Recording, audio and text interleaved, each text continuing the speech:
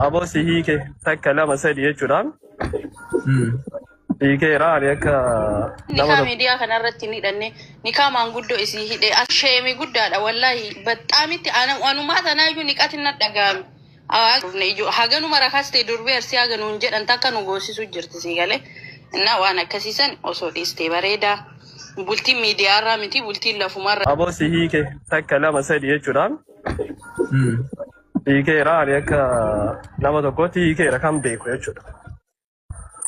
Mee amma akka namni dhaga'utti asumarra dabalii fi takka si hiike lama si hiike sadii si hiikeedhin. Wallahi hiikeera tureera waani kai si hiike jee waggaa tokko ol darbe. Eegaan si karadhee. Wanta kadhagee namni immoo yeroo hunda si hiike jee guyyaa guyyaan si hiiku qabaati. Allaattiin guyyaa nee kisiin hin jenne guyyaa. Kanaafuu gaafa ani si hiike siin jiru dhageesse moo dhageenyaati guyyaa tokko illee. Hin dhageenye. Maatiin kiyya akka dhaga'uudhaan jee jechaa turte malee si hiike jee amaraan ture. Maal dhaggeeffatu sitti ma? Sagaleen kee hin jira barka eengadda dhiyoo makana naa dawwaltee erguma su'uudii jiru naa dawwaltee siniiku kanaan jette sagalee si waraabee. Dhagayyoo. Baay'ee qabannaatu. Inaaseen kanaafaan yeroo nan haasa'u. Mee Oromiyaa atis ni koyin akka sadabuu feetaami. Oyi mee amma intala amma isaaf mee fillee yoo sin barbaadin miidhaa qaba. Nikaa jaarsaaf jaartii ta'anii yoo gargar bootee hin taane jiraatanii meetu miidhama malee Oromiyaa si himiti.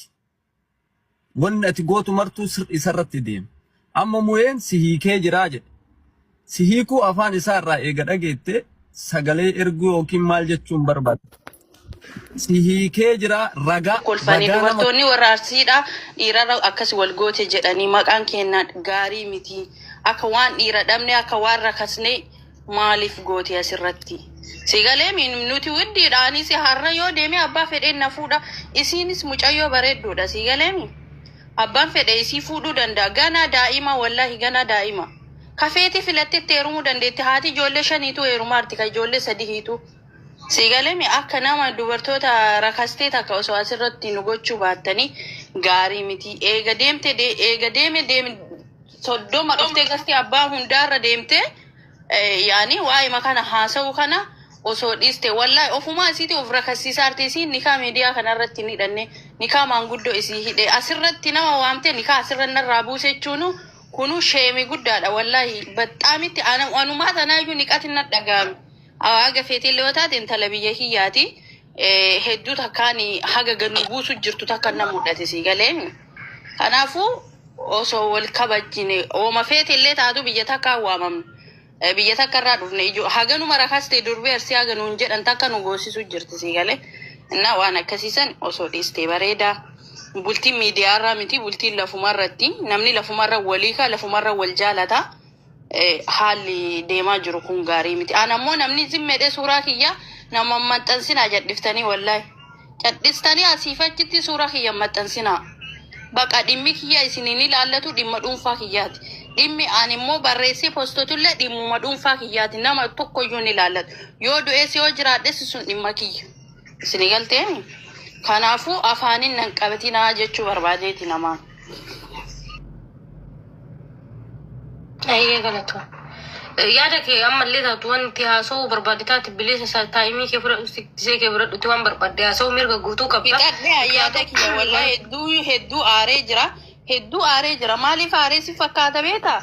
Hanga fedhe taana anaafisiillee waliin maxxansaaranii hayi dubartoonni wararsii haganuma rakaste hagana dhiirarra wal fixu jiranii waan jedhan takka nuun jedhan jedhee hedduu saalfadha. Akkas ta'uu hin qabdu ofii rakasa yoo taate ana rakasa goosisuu hin qabdu. Arrakasa miti wallahi. Qaaliidhaan borullee arrallee qaaliidha. Qaalii of gochuu barbaadan mallee rakasa of godhuun fedhu. Eessattuu osoo dhaleellee osoo kudhanillee dhalee rakasa of godhuun fedhu. Widdii of gochuu fedha. Fiddee immoo rakasa nu goosisaarti. Kanaafuu waan akkana kana miidiyaa irraa akkasiin hin goone dhoggaa yoo ka dandeettanii. Yoo jaalala qabaatteef wallahi rabbii ilmoota nana hiikin itti adeebitu rakkoon qabu. An sababa isiitii fedheeti isaan waliin dhabuun jiraadhaan. Masaanuun abbaan kiyya afur fuudhee masaanuun rakkoon qabdu. ربي اللي لا سبونتنا نمي كلام نان كميوتين قدرتين بناتنا وان برباد حاجة سينا سوفتي ميري سين تنيت هن سي ها سوفتي في مفتوانو no barifaatush rabbi illee afurfuudha jedhe wallahi yoo dhugumaan jaalala biraa qabaatte yoo dhugumaan hin feeti ta'e rabbiin kun ilmoota nananiikin sin jedhe taa deebitu ani rakkoo tokko nkakatiin ilmootiin bareeddu nkakatiin rabbi nagaan jaali rakkoo tokko qabuu jedheera rakkoo tokko an addaan hin baasne ayyeroo isaan wal'isanillee biran jiru innaa yoo itti deebite iyyuu hooma takka iyyuu nan dabbaru isas anis wajjin jiraadha isinis wajjinaa jiraattu garuu akka dubartii rakastee namni nama waan fuudhu dhabe ana rakasa nango akka nangoosifne arrakasaa miti akka nama tokko jaaladhe na jaalatee heerume malee dhiira dhabe barbaade wayii hin heerumne sii galeeni bakka na jaalate fuudhee hiikeera anillee nikaa hidhee hiikeera wanni haarawaa miti fuudhee hiikuu garuu immoo akka waan dhiirri isa malee hin jirrettee si irra wixixxoo jette yoo inni dhugaa jaalala qabaatteef haatti deebitu walii araarsaati arrakkoo tokkollee hin fidu anillee hin jiraadha isin illee jiraattu yookaaniif immoo ana suuraa kiyya qabatanii asiifachitti isii wajji akka rakasa nangoon arrakasaa miti walla borullee abbaa fedhette heerumaan adhallee taanaan bultii tiyya qabadhee jiraataa irra toltee fi ammaatteellee kanaafu osoo waan akkasiisa irraa dhoggitanii faaxoshii hedduu takkaan natti tola maqaan balleessuu jirti qaallittiin.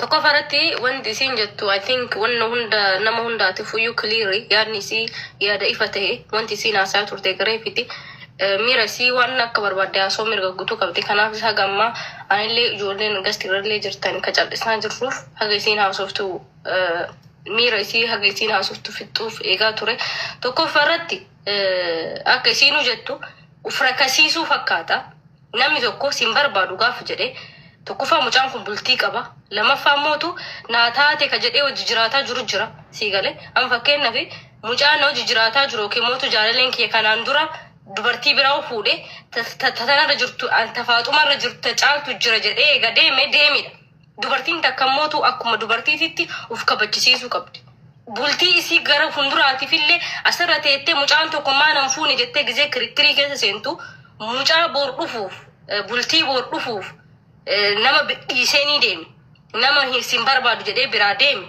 as teettee akkana godhee asii nan bultii isii gara funduraatiifillee hin ta'u ganaa daa'imaa heerumuu dandeetti ganaa bultii ijaarattee jiruu birallee jiraachuu hin dandeetti rabbi fayyaa haa kennuufan isin jette akka yaadatetti silaa isii fuudhellee rakkoon qabu jette rabbi fayyaa si haa kennu tokkoffaa naan taane hin barbaanne jedhee dhiiseenii deemi wanta asirra teettee miidiyaarra teettee dhiira tokko nan fuune mucaan bultii ijaarate ilmoollee godhate siigalee